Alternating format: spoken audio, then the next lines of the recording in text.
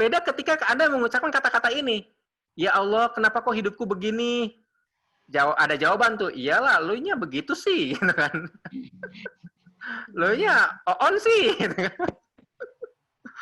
Kayak gitu. Jadi negatif gitu loh. Tapi begitu Anda ganti,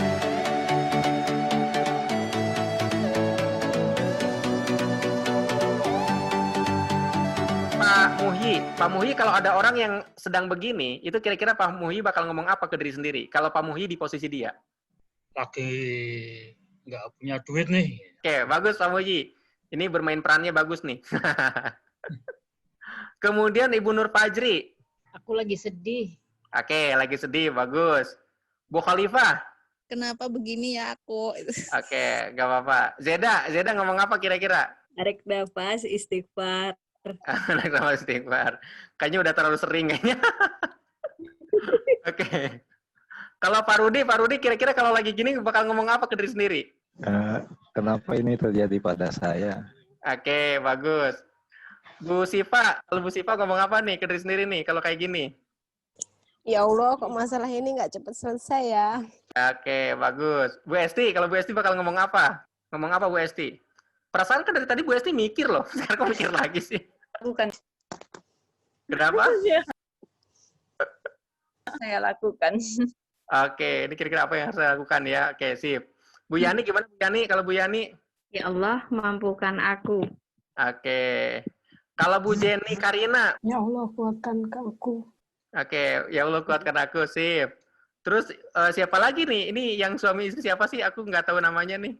Rahmawanti kalau di posisi kayak gini bakal ngomong apa? Ya Allah, astagfirullahaladzim, banyak banget dosaku. Oke, tiba-tiba jadi sadar gitu ya. Oke, baik. Nah, teman-teman semua, ini adalah situasi yang sering kita alami. Dulu, jadi harus pakai penanda waktu ya.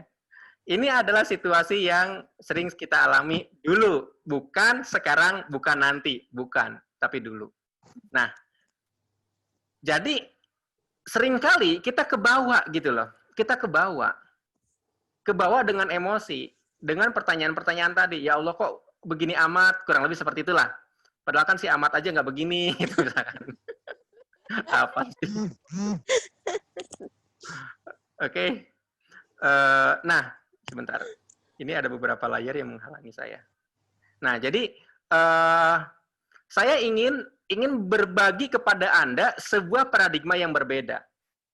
Ketika Anda mengalami situasi ini, Anda mesti tahu bahwa Anda sedang bermain peran. Oke, bahwa Anda sedang bermain peran.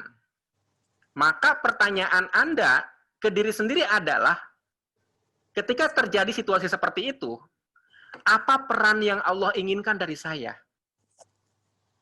Anda boleh tulis, atau Anda boleh screenshot. Apa peran yang Allah inginkan dari saya?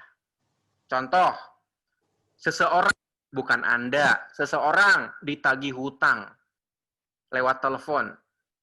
Terus seseorang tuh dia bilang, aku nggak ada uang sekarang, pokoknya gua datang ke rumah kamu. Waduh, kalau datang ke rumah saya, nanti tetangga pada tahu lagi, nanti saudara-saudara tetangga pada tahu, aduh gimana nih, gitu kan. Nah, di satu sisi mungkin ada pikiran-pikiran, ya Allah kenapa sih kok gue yang ngalamin beginian, gitu kan. Ya Allah, surga tuh udah jauh, masih jauh apa udah dekat sih. Kalau emang udah dekat, ya udahlah aku masuk surga sekarang aja. Itu kata lain daripada pengen mati sebenarnya. Mungkin orang itu ngomong gitu, tapi saya ingin menyarankan kepada Anda, atau kepada orang itu, gitu ya. Cobalah bertanya, apa peran yang Allah inginkan dari saya dalam situasi saya seperti ini? Allah tuh pengen apa? Nah, dengan cara seperti itu, dengan Anda bertanya ke diri sendiri dengan cara seperti itu, maka entah kenapa ada jawaban-jawaban. Oke, kayaknya aku bisa begini deh, kayaknya aku bisa begitu deh. Itu otomatis tuh. Oke. Nah, atau Anda membuat satu keyakinan seperti ini. Hari ini akan menjadi sejarah. Kisah apa yang akan saya torehkan hari ini untuk dikenang kelak? Kisah baik apa? Oke, kita ini deh. Saya tambahkan, kisah baik apa yang bisa saya torehkan, oke, hari ini untuk dikenang kelak. Kayak gitu ya. Nah, Anda sekarang saya minta beberapa orang. Pak Cahyadinata sudah bisa bersuara kah? Kalau belum bisa juga nggak apa-apa. Tes. Oke. Itu biasanya pengaturannya. Tapi minimal bisa mendengar suara saya lah. Nggak apa-apa Pak Cahya. Nggak apa-apa. Oke. Bu Nur Fajri. Bu Nur Fajri suaranya dibuka Bu Nur. Oke. Bu Nur Fajri suaranya dibuka silahkan. Oke. Bu Nur Fajri, coba baca ini. Hari ini akan menjadi sejarah. Hari ini akan menjadi sejarah. Terus? Kisah baik apa yang bisa saya torehkan untuk dikenang kelak. Oke. Pikirannya jadi beda kan? Bener nggak? Positif. Beda. Rasanya jadi beda teman-teman semua. Ketika Anda berfokus ke pertanyaan ini, maka entah kenapa pikiran Anda jadi beda. Beda ketika Anda mengucapkan kata-kata ini. Ya Allah, kenapa kok hidupku begini? Ada jawaban tuh, iyalah, lu nya begitu sih, gitu kan.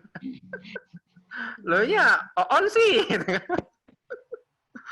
Kayak gitu. Jadi negatif gitu loh. Tapi begitu Anda ganti, kisah hari ini akan jadi sejarah. Kisah baik apa yang bisa saya torehkan hari ini untuk dikenang kelak. Berulang-ulang Anda ucapkan ke diri Anda sendiri. Oke, ini otomatis akan mengubah semua Screenshot, Kak. persepsi Anda. Boleh di screenshot, silakan. Silakan di screenshot ya. Pak, tahapannya gimana nih untuk mengubah emosi kita? Nah, saya mau berbagi kepada Anda lewat media lain. Emosi itu awalnya sebuah luka batin kecil. Awalnya sebuah luka batin kecil. Tapi kemudian luka batin kecil ini diperbesar oleh namanya prasangka. Oleh namanya prasangka. Contoh, seorang anak perempuan disiram kepalanya pakai gayung di kamar mandi. Kenapa? Karena dia nggak mau ngaji sama bapaknya. Disiram sama bapaknya. Kira-kira menurut Anda, bapaknya ini karena sayang atau karena benci? Coba jawab. Sayang. Karena sayang ya. Sebenarnya karena sayang. Sebenarnya. Tapi karena sakit hati, digituin si anak ini, mengembangkan prasangka. Ayahku tidak sayang. Ayahku kejam. Ayahku galak. Jadi awalnya titik kecil. Biar ini titik kecilnya kita warnain aja ya. Warnain merah. Nah, awalnya titik kecil warna merah kayak gini.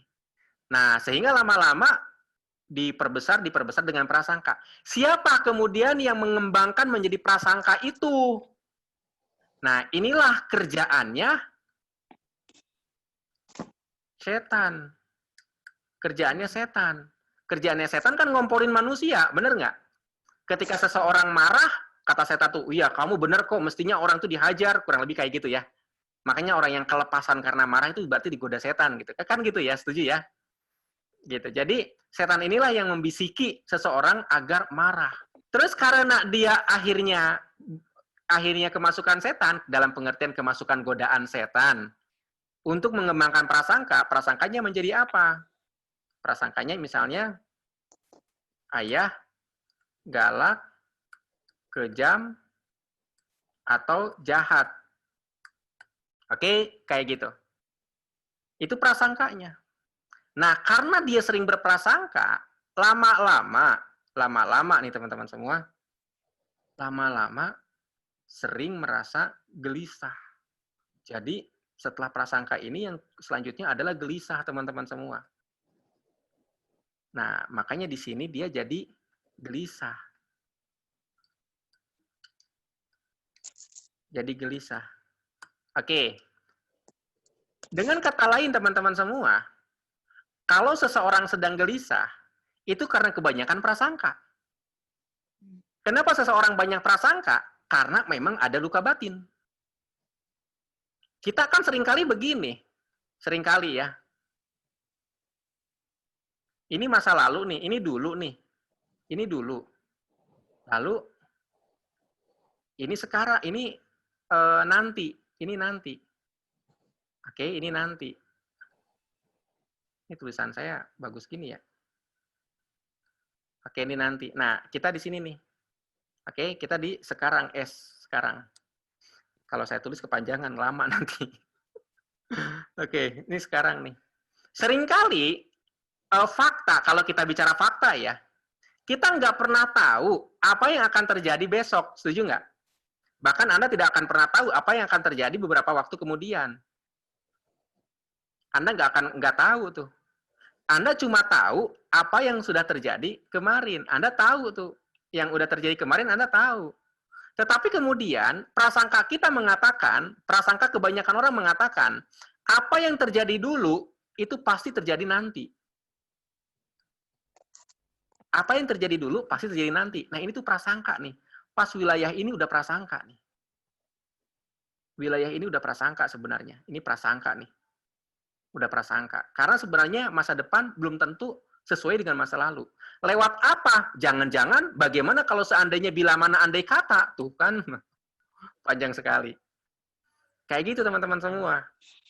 Itu adalah prasangka. Kenapa kita kok dengan mudah memprasangkakan? Karena kita sudah dibisiki oleh setan. Apa akibat prasangka? Gelisah. Oke? Nah, kalau Anda sudah tahu ini, berarti kalau untuk selesai prasangka kita, rasa gelisah kita gimana, gitu kan? Nah, Anda mesti tahu juga nih yang namanya emosi ya. Jadi teman-teman semua, emosi, oke, emosi kita adalah energi. Nah, kita ngomongin energi sekarang. Coba Anda tangannya diginiin deh. Tangannya diginiin. Oke, diginiin ya. Anda hafal surat Al-Ikhlas nggak? Hafal surat Al-Ikhlas nggak? Bagi yang muslim baca surat Al-Ikhlas, bagi yang agama lain, Anda boleh ucapkan doa-doa. Oke? Bagi agama lain, Anda ucapkan doa-doa ya. Setuju ya? Nah, Anda bayangkan di hadapan Anda itu ada Allah. Nggak mesti ngebayangin, Pak, Allahnya kayak gimana, udah belakangan. Pokoknya Anda bayangkan di depan Anda Allah. Lalu kemudian, Anda membayangkan ada Allah, yang kalau seandainya Anda salah ucap, Anda dimarahin Allah, atau katakanlah masuk neraka. Oke. Tapi kalau seandainya ucapan Anda benar, itu kurang lebih Anda masuk surga. Maka di hadapan Anda ada Allah, Anda ingin sekali mengucapkan kalimat surat Al-Ikhlas ini dengan benar. Paham ya? Nah, Anda ingat ini jangan nempel, jadi benar-benar begini. Anda ucapkan surat Al-Ikhlas dengan suara yang lirih. Pelan-pelan, tangan Anda tuh dirapatkan. Difahami? Paham ya? Oke, Anda sekarang mute suaranya, saya mute dari sini aja. Setelah itu Anda praktekkan baca Al-Ikhlas dengan lirih sampai telinga mendengar sendiri. A'udzubillahis samii'il 'aliim minasyaitonir rajiim min hamzi wa nafthihi wa nafsi. Bismillahirrahmanirrahim. Qul huwallahu ahad, Allahus samad. Pelan-pelan tangan Anda dirapatkan. Oke. Kalau Anda merasakan sesuatu, renggangkan lagi. Rapatkan lagi perlahan-lahan. Kalau Anda merasakan sesuatu, renggangkan lagi. Itu sambil Anda mengucapkan surat Al-Ikhlas tadi.